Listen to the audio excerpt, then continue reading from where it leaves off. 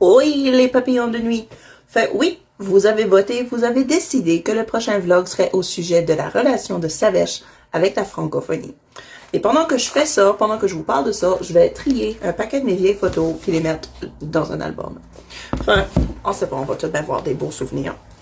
Donc, Savèche et la fierté francophone, eh bien, c'est certain que, à la base, Savèche est une organisation acadienne. Donc, on a la francophonie à cœur, dans le sens où c'est très important pour Savèche de respecter la culture acadienne. Et les Acadiens se sont battus pour l'éducation en français. C'est tout le monde a entendu parler de l'histoire de Louis Mailloux, le jeune martyr qui était décédé durant une rencontre pour justement la lutte pour l'éducation en français au Nouveau-Brunswick. Donc, c'est aller contre les droits de la francophonie ou ne pas défendre les droits des francophones canadiens et acadiens, ça irait à l'envers de la culture acadienne. Donc, déjà là, fondamentalement, Savèche, ça fait partie de mon mandat de protéger la fierté francophone. C'est pour ça que majorité de mes communications, que ce soit à travers la Gazette, que ce soit en ligne, ça se fait en français. Et même que, étant donné qu'une de mes grandes inspirations, vraiment, moi, j'ai commencé à écouter de la musique et à suivre les arts, la scène artistique acadienne parce que je m'intéressais à la carrière de Calix Duguay. Et lui aussi, tu sais, c'est un grand défendeur de la francophonie et de l'accès à de la culture en français, à de l'éducation, des plateformes, tout ça, des médias. Et tu sais, c'est vraiment son mouvement qui est venu apporter la musique acadienne sur les radios locales. Donc, encore là, étant donné que je m'inspire beaucoup de Calix Duguay, j'ai moi aussi cet amour-là pour la francophonie, le français. Tiens, justement, me voici à l'école secondaire avec des poèmes que j'avais écrits et que j'avais exposés à la bibliothèque. J'en avais même fait une lecture. Pour moi, les lettres françaises ont toujours été importantes et j'ai toujours écrit et j'ai toujours écrit en français. Et même que, parlant d'écriture, en 2013, lorsque j'habitais en Nouvelle-Écosse, j'ai écrit une pièce de théâtre avec le groupe de conteurs Les Baronqueux et on avait présenté cette pièce de théâtre-là dans des écoles primaires de Clare en Nouvelle-Écosse. Et ben voilà, j'avais participé à l'écriture de cette pièce de théâtre-là. J'en avais fait partie. Et bien sûr, ça parlait de la culture acadienne et ça s'est donné en français. Donc, même au-delà de Savèche, tout au long de ma carrière artistique, j'ai toujours été impliquée dans les arts et les lettres francophones. Et même aujourd'hui, dans Savèche, ça se traduit encore. C'est toujours quelque chose d'important. Et oui, on va aller célébrer les artistes francophones. Même que j'avais discuté avec Calix Duguay il y a quelques années de la possibilité de faire un prix aux Wings Awards qui s'appellerait le prix Calix Duguay puis qui aurait été un prix qui aurait célébré des artistes qui s'étaient illustrés dans la scène métal acadienne en faisant de la musique française. Mais le problème, c'est que... Pas le problème, l'obstacle. La situation, c'est que dans la scène métal acadienne, il y a moins de 20% des artistes qui produisent de la musique en français. Grande majorité des artistes de la scène métal acadienne produisent de la musique en anglais.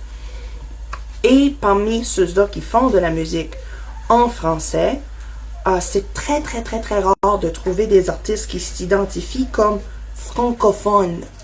Il y a Nocturne à la Mecque, qui s'identifie comme un groupe de rock francophone.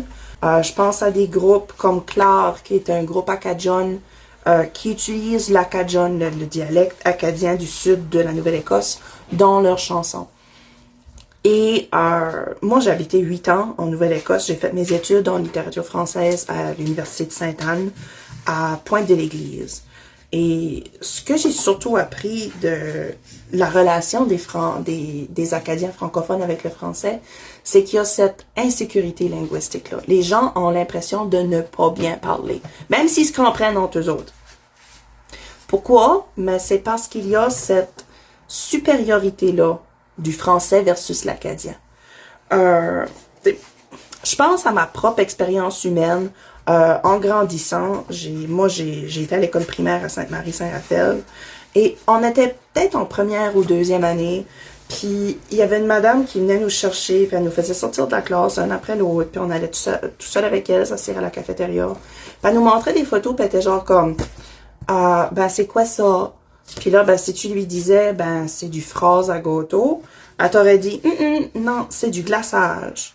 Puis tu lui aurais dit, ben, regarde, écoute, moi, excuse-moi, là, mais tu sais, c'est même que chez nous, on appelle ça, là, c'est du fraise à gâteau. Puis, je sais que ça faisait partie de sa job, mais, excusez mon français, mais tu colles d'affaires à dire, elle t'aurait dit, ben, tu sais, tes parents, ils parlent pas bien. À la maison, tes parents, ils savent pas comment parler. Tes parents, ils savent pas comment parler. Fait, faut pas que tes primary caregivers, comme tu prends exemple sur eux.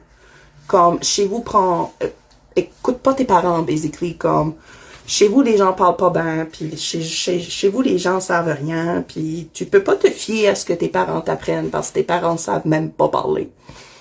Parce qu'ils savent pas que c'est pas du phrase, c'est du glaçage. Fait, ça, c'était la relation dès ma jeunesse, c'est qu'on m'a donné avec le français, c'est que le français était terriblement supérieur à l'acadien. Et qu'il fallait parler français, parce que si tu parlais pas bien français, ben, t'étais stupide ou whatever. Fait, tu sais, cette insécurité-là, elle est très profondément ancrée et encore plus chez les Acadiens de la Nouvelle-Écosse que chez les Acadiens du Nouveau-Brunswick. Fait, même si, tu sais, ça m'aurait vraiment, vraiment fait plaisir d'avoir un prix Calix du Gay au Gala Wings Out, au moment où on en discutait, moi et lui, je pense pas qu'on était prêt à avoir ce prix-là. Puis c'est de là qu'est venu le prix Dialecte.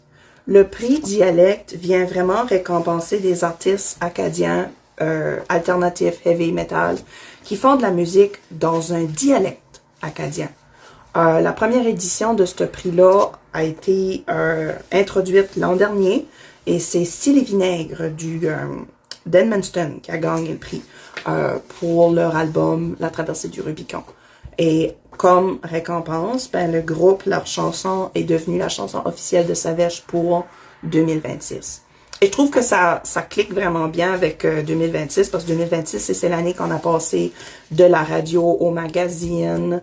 Tu sais, il y a beaucoup de choses qui se sont métamorphosées chez Savage.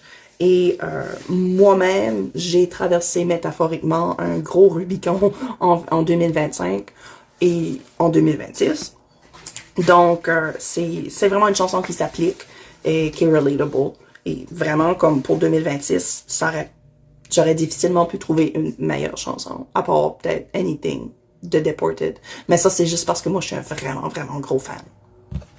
Puis ça, personne ne le sait, c'est comme je venais juste de vous l'apprendre. Mais c'est ça la relation un peu complexe de Savage avec la francophonie. C'est, oui, Savage est là pour encourager les Acadiens à s'épanouir en français.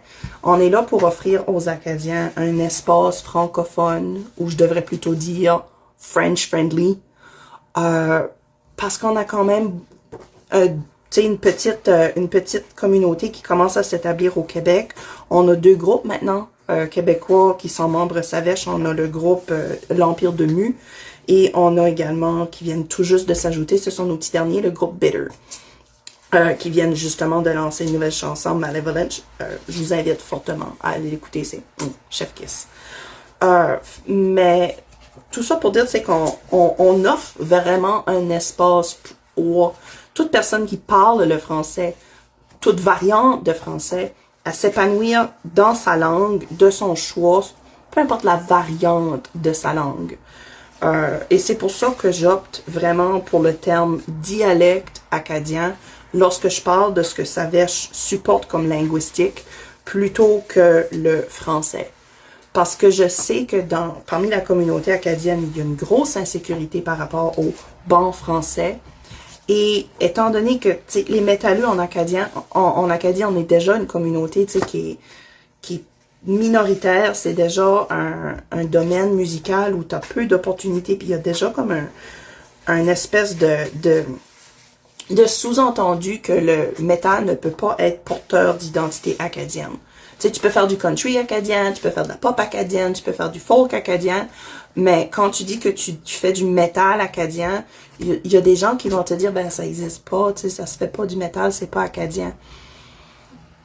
Fait, il y a déjà comme ce refus-là, pas ce refus-là, mais cette intolérance, pas, hey là j'ai de la misère à trouver le mot, il y a cette unawareness-là que le métal peut être vecteur d'identité acadienne, qui peut être porteur d'identité acadienne. Donc, déjà d'aller donner une scène musicale qui a de la misère à faire sa place dans l'identité acadienne, donc plus aller lui dire non, faut que tu parles un bon français en plus, sinon t'as pas de prix, tu sais, comme faut que tu sois vraiment francophone, tu sais, essaye de parler mieux. Non, j'ai fait comme je disais, un baccalauréat en Nouvelle-Écosse, et à un moment donné même j'avais commencé à faire des mimes, une page Facebook qui s'appelait Blague de la baie, pour justement comme apporter du contenu sur internet en acadien qui était pas, tu sais, le dictionnaire acadien, quelque chose qui était moderne, qui était utilisable tous les jours. Puis à ma souvenance, comme d'habitude j'ai une très bonne mémoire pour ça, c'est la professeure Chantal White qui m'avait dit qu'elle envoyait ces mimes-là en Allemagne pour être utilisés dans des cours de panorama, de diaspora francophone, pour expliquer ce qui étaient les dialectes acadiens. Puis ça m'avait vraiment fait plaisir, mais en même temps ça m'a fait réaliser à quel point il n'y a pas de contenu en acadien, moderne, courant, qui peut être vraiment utilisé pour enseigner ou pour apprécier la langue sans nécessairement en faire quelque chose dans un musée. Fait, je suis très ouvert à la possibilité un jour d'avoir un prix aux Wings Awards qui serait spécifiquement pour les groupes francophones. Parce que comme je dis, on commence tranquillement pas vite à avoir une démographie au Québec. On a déjà 2 groupes membres, et on a, même en Acadie, des groupes qui s'identifient plus au français qu'à l'acadien. Je pense à Nocturne, qui eux, si tu vérifies leurs réseaux sociaux, tout ça, ça dit rock francophone. Mais au niveau des dialectes, au niveau du niveau de la langue, Savèche ne sera jamais un croyant ou un supporter du bon français, parce que j'ai trop connu l'insécurité linguistique lorsque j'habitais en Nouvelle-Écosse, et j'ai trop vu les gens acadiens en souffrir, même au Nouveau-Brunswick. Alors ça, c'était notre vlog d'aujourd'hui. Je suis même pas rendue à la moitié des photos que j'avais à ramasser. Puis ça donne que je vais terminer mon vlog sur une photo de justement moi en Nouvelle-Écosse, dans mon premier bureau de radio à l'Université Sainte-Anne en 2013. Merci d'avoir écouté les papillons de nuit. Wings out!